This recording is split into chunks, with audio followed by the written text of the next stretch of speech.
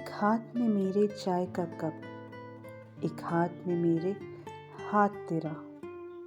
हाथों को तलब है हाथों की और दिल को तलब है साथ तेरा। शेर महावर सिरसी विजय की। मैं लावण्या नायडू आज आपको सुनाने जा रही हूँ अपनी लिखी एक कहानी जिसका शीर्षक है इश्क वाली चाय। काव्या का MBA के कॉलेज का पहला दिन। हमेशा से पढ़ाई में ही लीन रहने वाली काव्या का एक ही लक्ष्य था, बड़ी कंपनी में प्लेसमेंट। ग्रेजुएशन की पढ़ाई करते वक्त उसने कोई खास दोस्त नहीं बनाए। तब लक्ष्य था शहर के टॉप MBA कॉलेज में दाखिला। आखिर वो सपना पूरा हुआ और आज शहर में टॉप कॉलेज में काव्या कदम रख रही थी कि पीछे से आती बाइक ने हल्की सी टक्कर मारी और हमारी नाजुक सी काव्या पास में खड़े दोस्तों के झुंड से टकरा गई। काव्या हड़बड़ाते हुए बोली, सॉरी वो बाइक ने टक्कर मार दी थी। इतने में उनमें से एक लड़के ने कहा, कोई बात नहीं, फर्स्ट ईयर? काव्या ने कहा, जी। लड़के ने कहा, हाय, मैं शेखर और ये अनु, मानस, सुशांत, पल्लवी। शेखर ने साथ खड़े सारे दोस्तों से काव्या को मिलवाया। काव्या ने भी अपना परिचय दिया। तब अनु ने कहा, काव्या, हम सब भी फर्स्ट ईयर में ही हैं। काव्या ने बस इतना कहा, जी ठीक है, मैं क्लास में जा रही हूँ, बोलकर वो हड़बड़ाती हुई क्लास की तरफ चली गई। क्लास शुरू होने का वक्त हुआ तो शेखर और उसके सारे दोस्त क्लासरूम में आ गए। इस बार उनके ग्रुप में 2 और नए चेहरे थे। अनु और शेखर काव्या के बाजू में आकर बैठ गए और बाकी लोग आगे पीछे। शेखर ने पीछे बैठे अपने 2 दोस्तों से मिलवाया। काव्या, ये है गौरव और छाया। सब ने एक दूसरे को हाय हेलो किया और थोड़ी देर में क्लास शुरू हो गई। ब्रेक में सब कैंटीन जाने के लिए निकले। अनु ने काव्या को भी चलने के लिए कहा। काव्या ने ये कहकर मना कर दिया कि उसे लाइब्रेरी जाना है। तो गौरव बोला, अरे यार, आज ही तो कॉलेज शुरू हुआ है, चलो ना। काव्या न जाने क्यों गौरव के इस आग्रह को मना नहीं कर पाई और उनके साथ कैंटीन चली गई। कैंटीन जाकर सबने समोसे और चाय का ऑर्डर दिया। मैं चाय नहीं पीती, काव्या ने धीरे से कहा। सबने एक सुर में काव्या की तरफ देखते हुए पूछा, क्या? मैं चाय नहीं पीती, काव्या ने फिर से दोहराया। गौरव बोला, एक बार चाय पीकर देखो, दोबारा नहीं बोलोगी मैं चाय नहीं पीती। नहीं प्लीज, काव्या ने फिर मना किया। मैं कह रहा हूं ना, हमारे लिए एक बार पी के तो देखो, अच्छी न लगे तो दोबारा नहीं बोलूंगा, हमारी नई दोस्ती के खातिर यार, गौरव ने बड़े प्यार से बोला। काव्या को गौरव की बातों पर, उसकी नजरों पर जाना कैसा एक अनजाना विश्वास हो रहा था। उसने चाय के लिए हाँ कर दी। सबने जोर से ताली बजाई और सबके लिए चाय मंगवाई। चाय की वो पहली प्याली गौरव के हाथों से काव्या के हाथों में आ गई। चाय लेते हुए गौरव का वो पहला स्पर्श काव्या के दिल को जैसे बिजली का झटका। गौरव की आंखों में आंखें डाल काव्या ने पहली चाय की चुस्की ली। गौरव ने आंखों के इशारे में पूछा, कैसी लगी? काव्या ने भी पलकें झपकाकर अच्छी होने की स्वीकृति दी। धीरे धीरे काव्या भी गौरव और उसके दोस्तों की गैंग में साथ हिल मिल गई।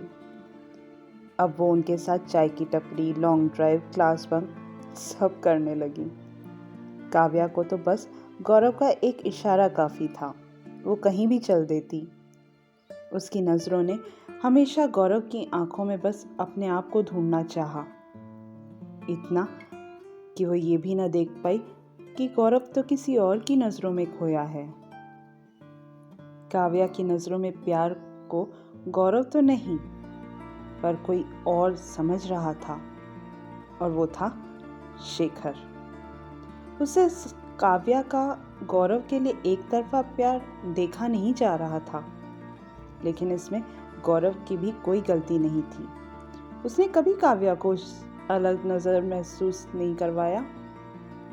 वो तो हर दोस्त की ऐसी ही परवाह करता, ऐसे ही उनके साथ मजाक मस्ती करता, जैसे वो काव्या के साथ करता था। काव्या को ग्रुप में सहज महसूस करवाने का श्रेय गौरव को ही तो जाता है। काव्या पहले से बहुत बदल चुकी थी। समय बीतता गया। कॉलेज के आखिरी दिन सबने पहले ही प्लान बना लिया था रात को कैंपिंग करने जाने का। काव्या बहुत उत्साहित थी। रात को सब मौज मस्ती करने लगे। अचानक गौरव उठकर छाया के पास जाकर बोला, छाया, आज मैं अपने सारे प्यारे दोस्तों के सामने तुमसे पूछना चाहता हूँ, क्या तुम मुझसे शादी करोगी? सारे दोस्त खुशी से ताली बजाने लगे और चिल्लाने लगे, बोलो हाँ। पर इस बात का बहुत जोरदार झटका लगा काव्या को। वो समझ ही नहीं पाई ये अचानक क्या हो गया। गौरव और छाया? दूसरी तरफ छाया बोली, इतनी जल्दी शादी? अभी तो हमें करियर बनाना है। उसकी आवाज़ में आश्चर्य के साथ खुशी भी थी, जिससे साफ पता चल रहा था वो भी गौरव को पसंद करती है। गौरव ने कहा, अरे बाबा, अभी नहीं, पर आज हम सारे दोस्त साथ हैं। कल पता नहीं कौन कहाँ होगा। वैसे भी हम सबको अलग अलग शहर में प्लेसमेंट मिली है।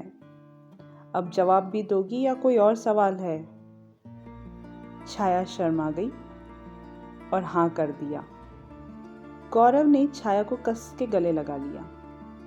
काव्या के आंखों में आंसू आने लगे तो वो छुपाने के लिए थोड़ी दूर चली गई। पीछे पीछे शेखर भी गया। शेखर ने काव्या के कंधों पर हाथ रखकर कहा, वो दोनों बचपन के लव बर्ड्स हैं। शेखर की आवाज सुनकर काव्या चौंक गई। पलटकर उसे हैरानी से देखने लगी। शेखर ने आगे कहा, हाँ, पर तुम गौरव में इतनी खो गई कि तुम्हें कुछ दिखा ही नहीं। मैंने तुम्हें कितनी बार इशारों में बताया कि दोनों बचपन से साथ हैं, कॉलेज खत्म होते ही शादी कर लेंगे, पर तुमने तो कभी ध्यान ही नहीं दिया। या हो सकता है तुम्हें शायद मजाक लगा हो। काव्या बोली, तो तुमने मुझे रोका क्यों नहीं? शेखर क्या कहता। वो बोला, मुझे भी कुछ समय पहले ही समझा कि तुम गौरव के लिए कुछ ज़्यादा ही महसूस करती हो। मैं सोचता था गौरव के व्यक्तित्व से तो हर लड़की उसकी तरफ आकर्षित हो जाती है, वैसे ही तुम भी हो। कुछ दिन में ये आकर्षण कम हो जाएगा, ये सोचा था मैंने। मुझे माफ़ कर दो काव्या। काव्या अपना दर्द छुपाते हुए बोली, शायद तुम सही कह रहे हो, आकर्षण ही होगा, उतर जाएगा। बोलकर वो बाकी दोस्तों के पास चली गई। गौरव काव्या के पास आया। ओए, ये ले चाय। काव्या ने गौरव के हाथ से चाय की प्याली ली और मन ही मन सोचने लगी, इस चाय से ही तो कहानी शुरू हुई थी और आज चाय से खत्म। कल मैं चली जाऊंगी बैंगलोर, इन सब से दूर, गौरव से हमेशा हमेशा के लिए दूर। हो सकता है सच में ये आकर्षण हो और मैं सब कुछ भूल जाऊं। आज फिर चाय बनाते हुए वो याद आया, आज फिर चाय में पत्ती नहीं डाली मैंने। शेर तरुणा मिश्रा जी की। आज 5 साल बाद कितना कुछ बदल गया। काव्या बैंगलोर में अपनी काबिलियत के दम पर अच्छे पद पर थी। सब भूल कर वो आगे बढ़ चुकी थी, या शायद नहीं। माँ, मैं आज लेट आऊँगी, आज से 3 दिन का कॉन्फ्रेंस है, बोलते हुए काव्या घर से निकल गई। कॉन्फ्रेंस एक बड़े से होटल में थी, जहाँ देश के हर कोने से लोग आए थे। काव्या वहाँ पहुँची तो 5 साल बाद आंखों के सामने गौरव खड़ा था, किसी से बात कर रहा था। उसने काव्या को नहीं देखा। काव्या एक पल के लिए उसे देखती रह गई और अगले ही पल दीवार की आड़ में छुप गई। किसी ने काव्या के कंधे पर हाथ रखा। काव्या चौंक गई। हाय, इतने साल बाद कहाँ थी यार? सामने शेखर था। काव्या ने अपने आप को संभाला। ओह हाय, तुम यहाँ कैसे?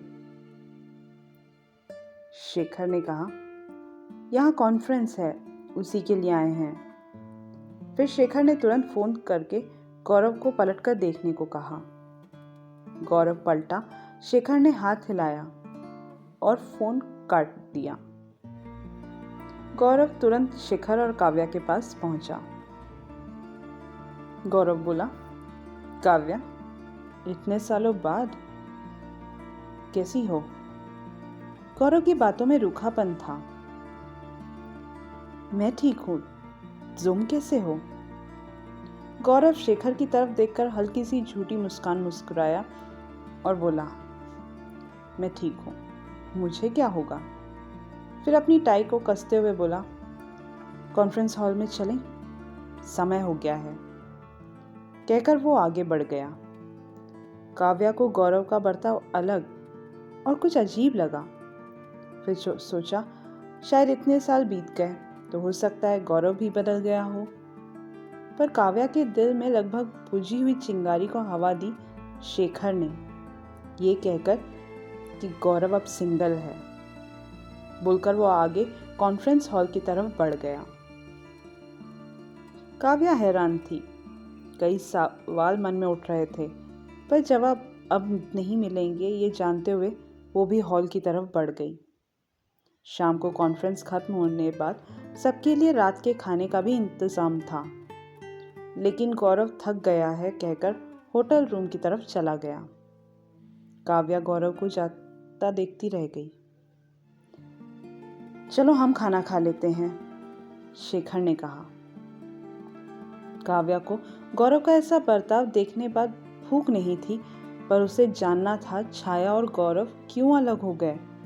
वो शेखर के साथ खाना खाने चली गई। दोनों ने अपनी अपनी प्लेट में खाना लिया और भीड़ से दूर आकर बैठ गए। सिर्फ काव्या को ही नहीं जानना था, बल्कि शेखर को भी बताना उतना ही बेताबी थी जितनी काव्या को सुनने की। शेखर बोला, काव्या, तुम तो हम सबको हमेशा के लिए भूल गई यार। क्या सच में हम कभी याद नहीं आए? तुम्हें सोशल साइट्स पर भी ढूंढा, पर तुम तो पता नहीं किस दुनिया में चली गई। काव्या के पास इस बात का जवाब नहीं था, या यूं कहें जवाब तो था पर शब्द नहीं थे। वो खाने के प्लेट में चम्मच हिला रही थी। तुम्हें पता है कितना कुछ हो गया गौरव के साथ, छाया के साथ? शेखर के आवाज में उदासी थी। क्या हुआ? दोनों अलग क्यों हो गए? काव्या ने आश्चर्य से पूछा। छाया और गौरव की शादी तय हो गई थी, ये तो तुम जानती हो। परिवार में सब खुश थे, खरीदारी, हॉल बुकिंग सब कुछ हो गया था। दोनों ने तुम्हें भी बहुत ढूंढने की कोशिश की शादी में बुलाने के लिए, पर तुम तो 2 दिन बाद शादी थी। छाया को अपनी लड़कियों के गैंग के साथ पार्टी करने जाना था। उसके माता पिता ने घर पर पार्टी कर लेने को कहा, पर उसने जिद की कि शहर के बाहर किसी रिश्तेदार के फार्म हाउस में पार्टी करनी है। आखिर वो लोग मान गए और छाया अपने दोस्तों के साथ निकल गई। गौरव और मैंने कहा कि हम भी दोस्त हैं, हम भी चलते हैं, पर अनु ने मना कर दिया। 1 घंटे बाद ही गौरव का फ़ोन बजा कि हाईवे में एक कार की बुरी तरह एक्सीडेंट हो गया है और वहाँ कोई नहीं बचा। छाया के फ़ोन में आखिरी कॉल गौरव का था, इसलिए उसे कॉल किया गया। हम सब जब उस जगह पर पहुँचे, हर तरफ बस खून ही खून था। छाया ड्राइव कर रही थी, साथ में सामने अनु बैठी थी। दोनों के चेहरे देखने लायक भी नहीं थे यार। शेखर का बोलते बोलते आंखें और गला भर आया था। उसने पानी पिया और बोला, जो लोग इनकी शादी में शामिल होने वाले थे वो छाया की अंतिम यात्रा में शामिल हुए। शेखर का गला फिर भर आया। अनु के घर वालों को तो विश्वास ही नहीं हो रहा था कि अब उनकी बेटी कभी वापस नहीं आएगी। गौरव उस हादसे के बाद बहुत टूट गया था। 2 बार तो उसने आत्महत्या की कोशिश की। बड़ी मुश्किल से उसका इलाज हुआ। पहले से अब वो बेहतर है, पर अकेला है। हम दोस्त भी उसके कैसे मन बहलाएं समझ नहीं आता। 2 साल से कहीं ना कहीं घूमने का प्लान बनाते हैं, पर वो हमारे साथ होकर भी अकेला रहता है। अब तुम मिल गई हो। शेखर आगे बोल ही रहा था कि काव्या का फ़ोन बजा। उसने अपने आंसू पोंछे और फ़ोन उठाकर जवाब दिया, हाँ 5 मिनट रुकिए, मैं आ रही हूँ, बोलकर फ़ोन रख दिया। सॉरी शेखर, मुझे जाना होगा। जतिन मेरा पार्किंग में इंतज़ार कर रहे हैं। जतिन? तुम्हारा तो कोई भाई नहीं था? शेखर ने आश्चर्य से पूछा। जतिन मेरे मंगेतर हैं। अगले महीने शादी है हमारी। ये बताते हुए काव्या थोड़ी भी खुश नज़र नहीं आई। शेखर को बाय बोलकर वो वहाँ से चली गई। शेखर ने भी खाना वैसे ही छोड़ा और उदास मन से अपने होटल के कमरे में चला गया। रात 1 बजे गौरव के कमरे की घंटी बजी। गौरव ने दरवाज़ा खोला तो उसकी नींद उड़ गई। ओए, चल चाय पीते हैं। गौरव हैरानी से उसे देखता रह गया। कौन था गौरव के कमरे के बाहर? जानने के लिए सुनिएगा कहानी का अगला भाग। मैं लावण्या नायडू आपको सुना रही थी अपनी ही लिखी कहानी इश्क वाली चाय।